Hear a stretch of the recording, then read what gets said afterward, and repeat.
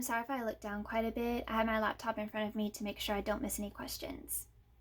The current Chief Justice of the Supreme Court is John G. Roberts Jr., and the first and only Supreme Court Justice to be impeached was Samuel Chase in 1805. The two ways for a case to be brought before the Supreme Court include a writ of certiorari and an appeal. Three cases that Ruth Bader Ginsburg was influential in include the United States versus Virginia case of 1996. And in this case, the rule put in place by the Virginia Military Institute was struck down, and this rule stated that only men could be accepted into their military institute. She was very influential in this case by fighting for gender equality. Another case she was influential in, again concerning gender equality, was the Ledbetter versus Goodyear case in 2007.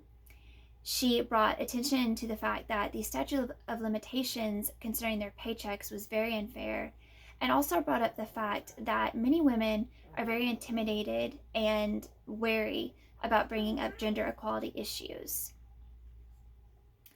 In this case, she called for a reversal of the court's decision and went on to help inspire the Lilly Ledbetter Fair Pay Act.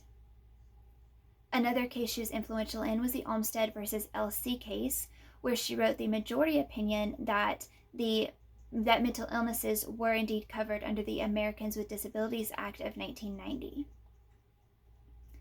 In the case of Apple versus Pepper, several people filed lawsuits against Apple, claiming that Apple was dominating the app market where iPhones were concerned.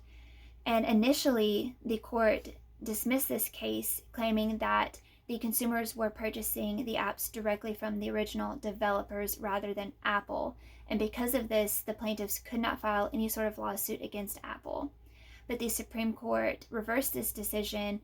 They actually used a precedent from the Illinois Brick Company versus Illinois case and ruled that the consumers were purchasing the apps directly from Apple and they could file a lawsuit against Apple. In my opinion, we should be very concerned with who our next Supreme Court Justice is, because judicial interpretation is so important in our country. We really need to be aware of the values and beliefs of each justice, because those things have such an incredible impact on how each justice interprets the law. The Supreme Court is very important to me because it does interpret the law. And I think a lot of people tend to think when they hear the word interpret that they simply interpret the law from the Constitution.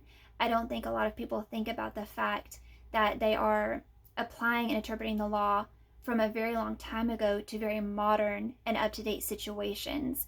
And because of this, I think it's even more important we be aware of who our Supreme Court justices are and that we have a say in them, because, again, each person's value and belief system can influence how they see the cases brought forth and how they apply the law to each individual case.